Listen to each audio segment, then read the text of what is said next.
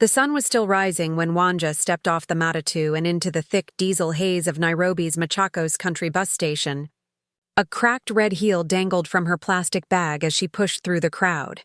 Thousands of commuters swarming past her, eyes fixed ahead, hearts buried beneath survival. The ground trembled under the chaos. Buses groaning, hawkers yelling, tired babies crying. But Wanja didn't hear any of it. Not really. Her ears were still ringing from the night before. She hadn't slept. Again. She was 16, but her eyes were older, weary, swollen, crusted at the edges like burnt paper. Her school uniform clung to her body like shame. It wasn't Monday, but she wore it anyway. It kept questions away. Nobody asked where a schoolgirl was going with 2,000 shillings in her pocket and blood on the inside of her thighs. At home in Kayole, her little brother Brian was still asleep, curled in a thin blanket with a plastic bucket beside his bed, in case he vomited again. He was 11, soft-faced and quiet, a boy who once loved drawing lions with crayons and now could barely hold a spoon. The kidney disease had withered him down to half his weight, and the government hospitals had a 6-month waiting list.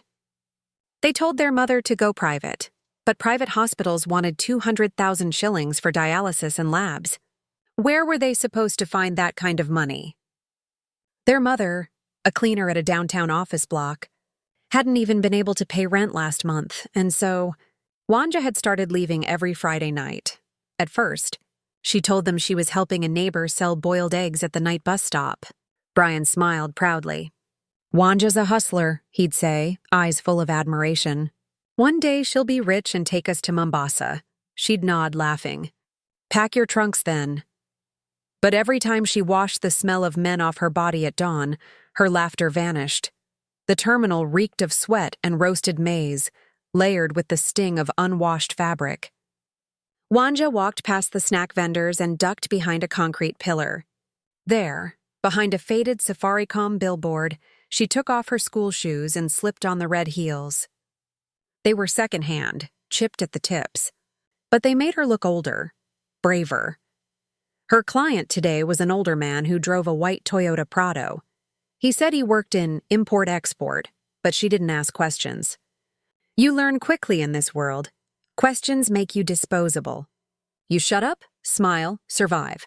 Just like Mama taught her, in different words. Wanja looked at her reflection in a broken side mirror, dabbing the sweat from her forehead with a crumpled tissue. Her lip gloss was smudged, her eyes tired. She didn't look like those pretty girls on Instagram who posted lunch dates and flower bouquets. No filters here. Just real life. Raw, hard, and brutal. She'd first met Carol, the girl who introduced her to The Game, 4 months ago behind the bus station. Carol was 20, wore lace tops and gold teeth, and carried pepper spray like lipstick. She said, "This world doesn't love girls like us, so we love ourselves with cash." That day, Wanja had earned 3,000 shillings in 1 hour. She cried in the shower for 2, but Brian's medicine got bought. That was the first time she saw him sleep peacefully. Just that once, now it was routine. Every Friday to Sunday. She had 3 clients. One was married. One liked to take photos. One just wanted to talk but still paid. The Prado rolled up near the kiosk just as she adjusted her skirt. Wanja exhaled, put her phone on silent, and slid into the passenger seat. The leather smelled like cologne and stale cigarette smoke. She kept her eyes forward. No small talk. She knew the drill. As the car pulled off, a voice rang out behind them. A small, familiar voice. "Wanja?" She froze. The car paused at the roundabout, but she didn't dare turn around. Her heart slammed against her chest like a hammer. She told herself she imagined it. Maybe it was someone else. Maybe Wanja. The voice called again, closer now, clearer. Her body stiffened. In the side mirror, she saw him, Brian. He was standing at the edge of the station, in his school sweater and worn-out sneakers, holding a bag of coins. His face was confused, not angry. Not yet. Just confused. Why was she in a strange car? Why was she wearing heels? Why wasn't she at school? Before she could think, the car sped off, merging into the thick Nairobi traffic. Wanja's hands trembled. The man beside her didn't notice. He was already talking about how young girls have better energy, and how his wife didn't understand him. She stared out the window, the city blurring into a smear of buildings, guilt, and noise. Her throat burned. That evening she returned home before dark, something she never did. Brian was sitting on the bed, sketching with a pencil. He didn't look up when she entered. She placed a bag of groceries on the table. Milk, bread, tomatoes, even juice, the expensive kind. "You're home early," he said quietly. She nodded. "No customers today." A pause. Then, "I saw you." She turned. Brian's voice was small. Not accusing. Not angry, just broken. "I saw you in the car. With that man." Wanja's body went cold. For a moment, the silence between them was unbearable. The kind that wraps itself around your throat and squeezes. Slowly. Then she whispered, "It's not what you think." Brian looked up. "Then what is it?" She opened her mouth, then closed it again. What could she say? That she gave her body to strangers so he could live? That the government had failed them? That life here punished girls who were too poor to dream? Instead, she sat beside him, wiping something invisible off her skirt. "I did it for you," she said finally. Her voice cracked. "I didn't know what else to do." Brian didn't respond. He just stared at his sketchbook. But his pencil wasn't moving. Outside, a siren wailed. Inside, something broke. The next morning, Wanja's red heels were gone, burned in a trash can behind their building. She never asked who did it. She already knew, but kidney treatments still cost money, and the city never sleeps. Brian woke up before sunrise the next day, but the house was already quiet.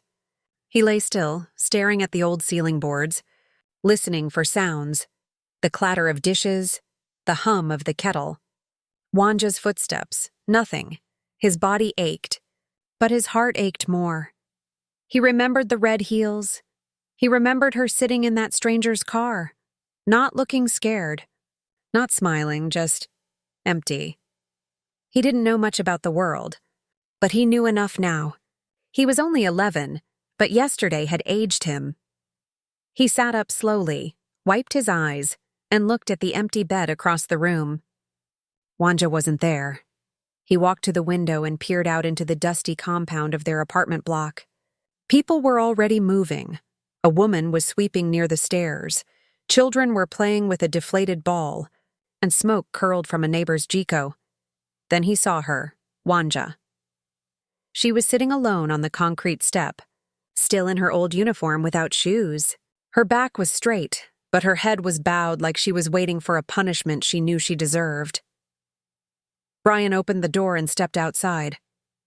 The morning air was cold, but his hands were warm with nervousness. He walked to her slowly. She didn't look at him, but she knew he was there. "Your feet will get cold," he said. She gave a soft, tired smile. "Maybe I need to feel the cold today." He sat beside her. For a moment, they didn't speak. The city around them was waking up. Boda-bodas revving, street vendors shouting, babies crying. But between them, there was only silence. Heavy silence. "I didn't mean to see you," Brian said quietly. "I know. I thought you were selling snacks. I wanted you to think that." "Why?" She finally looked at him.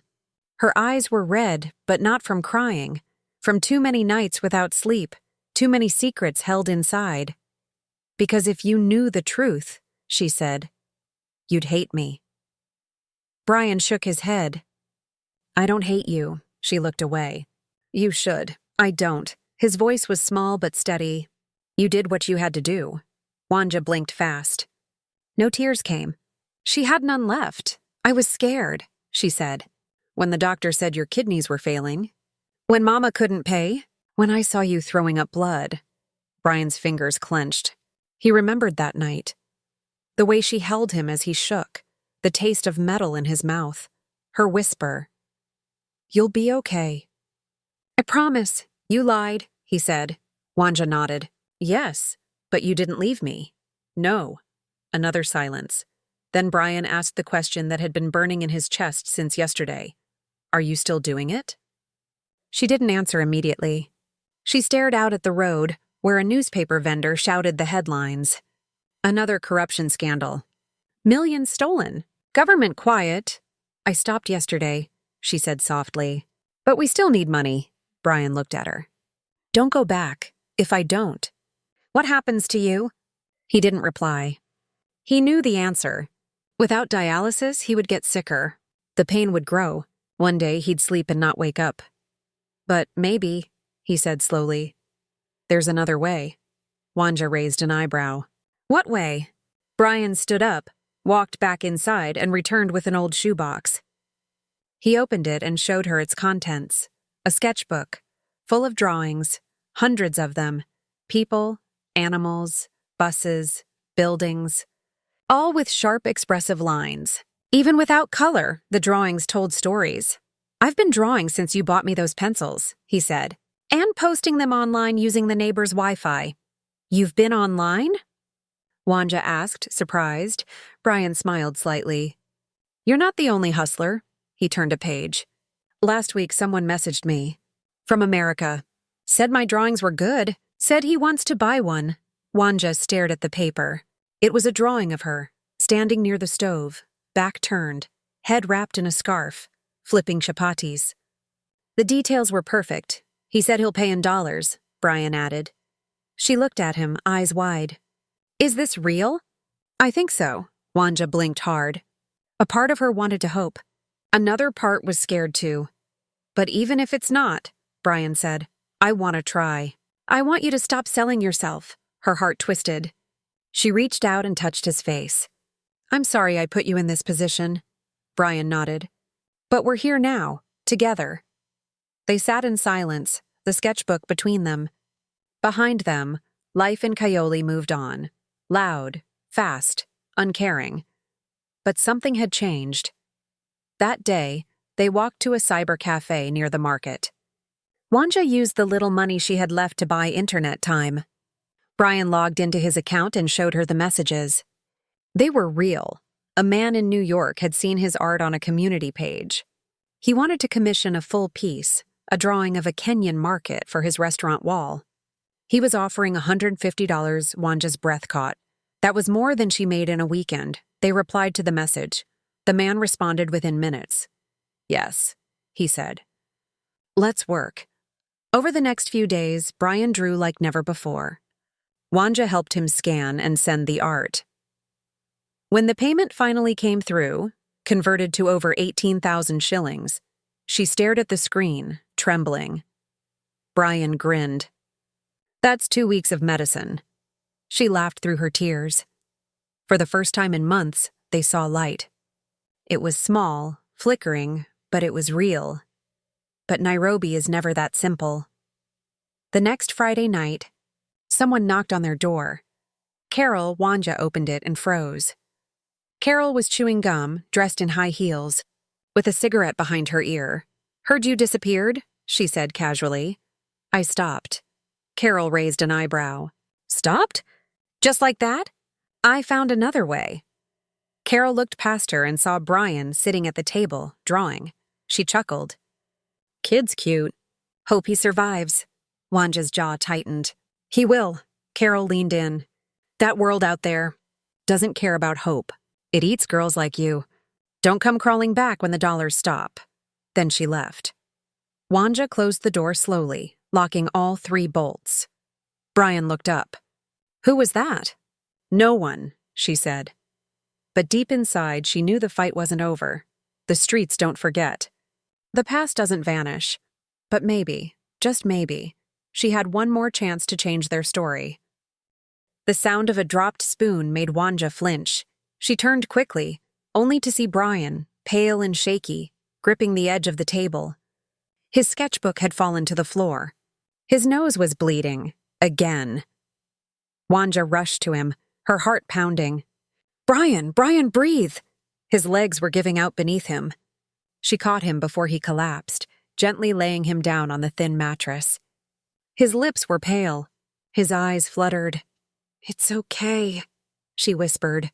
brushing the blood away. Just a dizzy spell. You'll be okay. But inside, she knew. This wasn't just a dizzy spell. It was getting worse. That night, she didn't sleep. She sat on the floor beside him, arms wrapped around her knees, watching his chest rise and fall.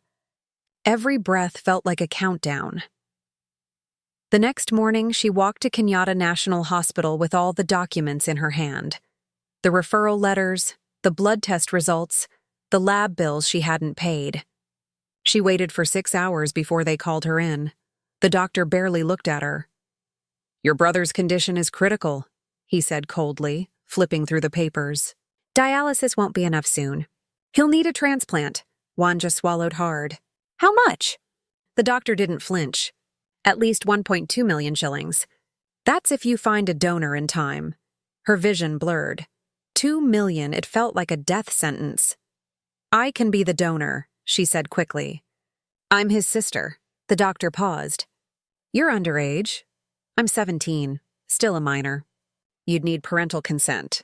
Legal process. And even then, you'd have to match." "Then test me." The doctor sighed. "Blood test is 5,000 shillings. Up front." She left the office shaking. Her hands couldn't stop trembling. The numbers kept spinning in her head. Dialysis, transplant, donor, million, million, million. Outside the hospital, the sun felt too hot. The matatas blared too loud. The city felt like it was swallowing her whole. She pulled out her phone.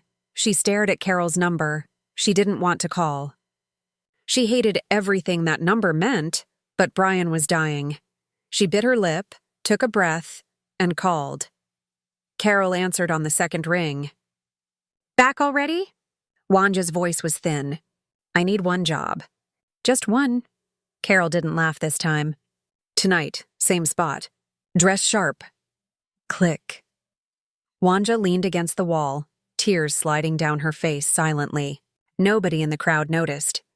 Nairobi was full of invisible girls crying in public.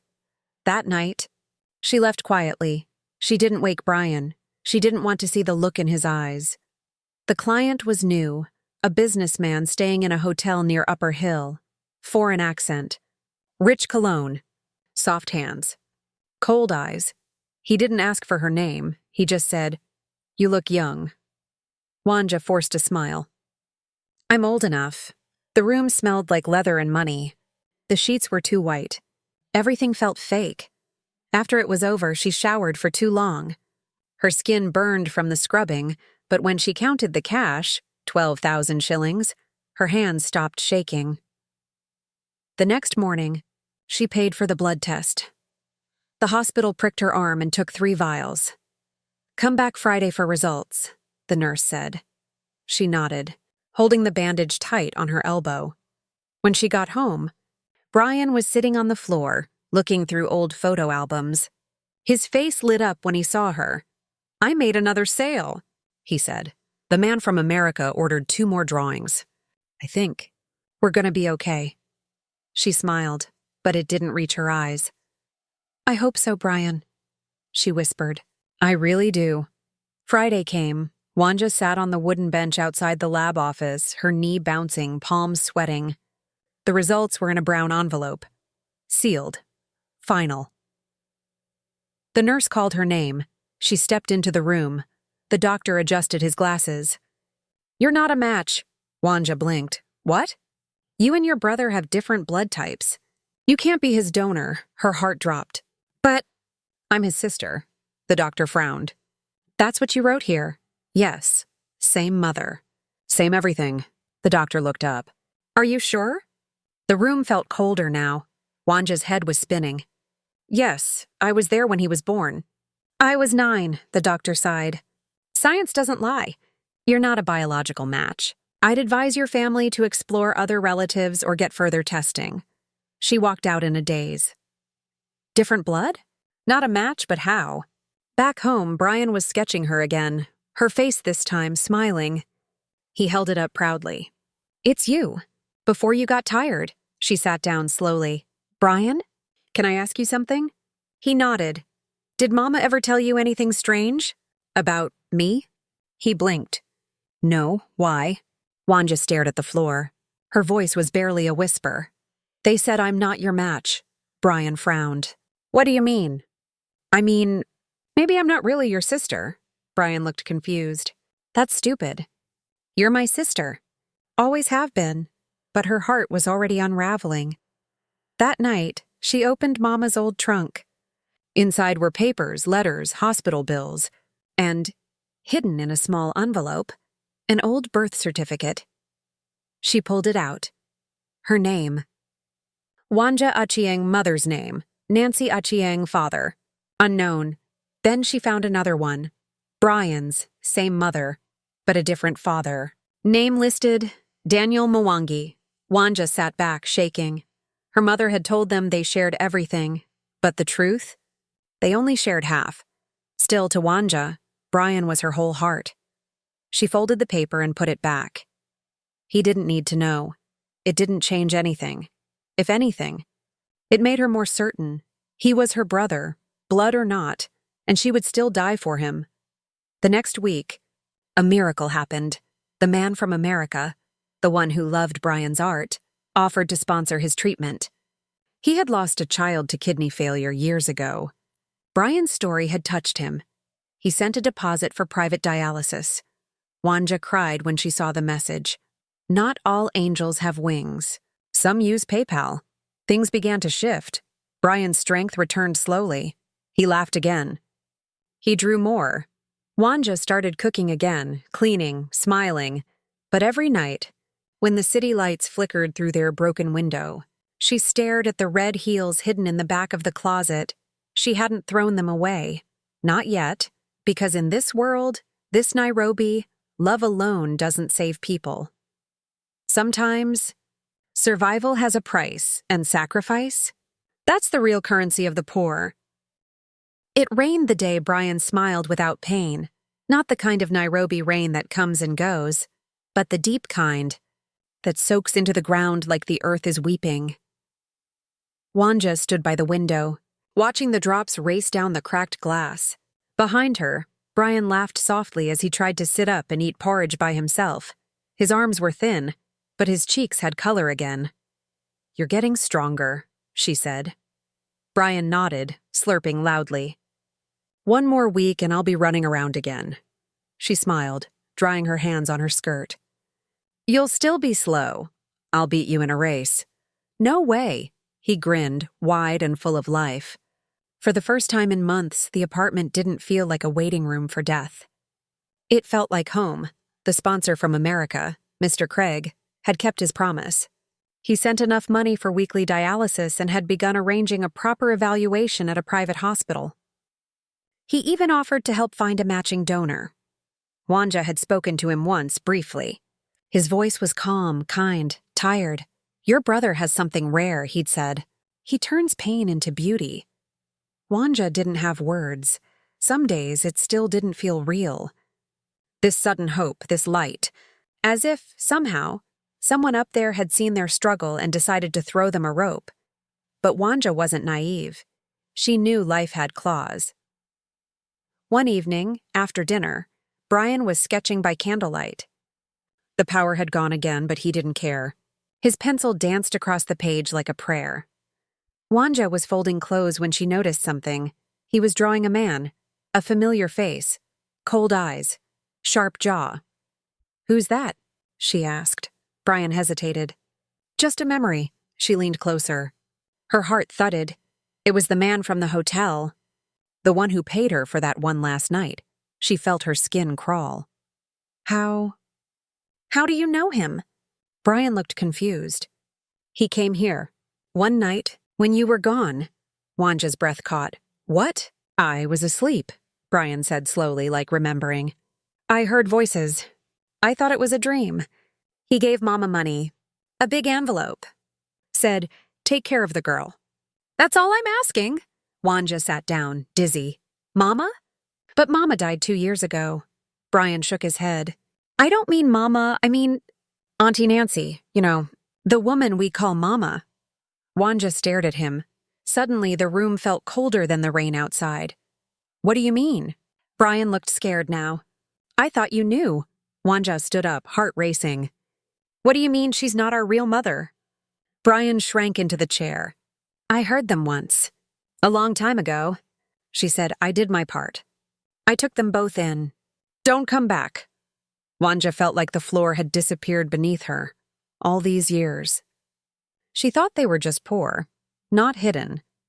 She grabbed the shoebox of documents again. Her hands were shaking. She flipped through everything. Then, at the very bottom, she found a sealed envelope marked, Private, not for Wanja. She opened it. Inside was a birth record. Her real mother, Margaret Wanjiru, died at childbirth. Her real father? Unknown, no photo. Then a court paper, guardianship approval. Nancy Achieng had agreed to raise Wanja and Brian after Margaret died in labor at a rural hospital. They weren't her children. She wasn't their mother. She had lied for 17 years. Wanja couldn't breathe. The red heels. The shame. The years of hunger. The jobs. The silence, all of it built on lies. She stared at Brian, her lips trembling. We were never hers. Brian was too young to understand the full weight of it, but he felt the crack in her voice. I'm sorry, he whispered. No, she said. You didn't do anything wrong, but the truth? Wanja felt like she was breaking in two. That night, she walked alone. The rain had stopped. The air was still, heavy. She didn't tell Brian where she was going. She just followed the memory of the man's face, the one in Brian's sketch. The man who had given money to Nancy. The man who somehow knew where they lived. She had to know. She went back to the hotel. The receptionist didn't want to talk, but Wanja waited, patient, cold. Finally, after hours, a bellboy pulled her aside. He's a regular, he whispered. Stays on the top floor. Always alone. Big car. No smile. Do you know his name? The boy hesitated, then said, Daniel Mwangi. Wanja stopped breathing. That was the name on Brian's birth certificate. Her hand went numb. Her voice cracked. He's Brian's father? The boy looked away. Maybe more than that. She left without a word. Back home, Brian was asleep. Wanja stared at his tiny chest rising and falling. The man from the hotel, the one who had paid her, the one who had touched her, was possibly her father? No, Brian's father, but that made him something else to her, something worse. Her stomach turned. Had he known? Was that why he gave Nancy money? Was that why he picked her? Was this city really so broken? She wanted to scream. She wanted to burn the whole city down, but instead, she picked up Brian's sketchbook and added one sentence on the cover. In a world that failed us, we still drew love. Then she lay beside him and held him tight. She didn't sleep. 3 weeks later, Brian collapsed again. The new hospital said the damage had advanced.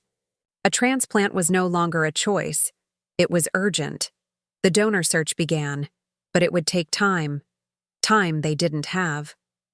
Wanja sat by his bed, tears finally falling. I'm sorry, she whispered. I tried. Brian looked up at her and smiled weakly. You gave me everything. No, I didn't. Yes, you gave me your life. She kissed his forehead. And if I go? He asked. She swallowed. Then I go with you. He shook his head. No, you live. For what? For your story. He held her hand. You're not a victim, he said. You're my hero. 3 days later, he was gone, peacefully, quietly, with a smile, holding her hand. The funeral was small. No father came, no rich man showed up, no politician helped, just dust, silence, and one broken sister standing by a wooden cross. Wanja never put on the red heels again, but she kept Brian's drawings. She opened an art page in his name. It went viral. The world saw his sketches. His pain, his gift. People asked, who was this boy? She answered, he was my reason. Now, every Friday, she speaks to girls in the streets. She tells them, this city will use you. Bleed you! Forget you, but love makes you rebel against despair. She never says her whole story. She doesn't need to. It lives in the drawings. It lives in every tear she hides, and every girl who listens knows. In Nairobi, survival is war, and sometimes the only weapon left is sacrifice.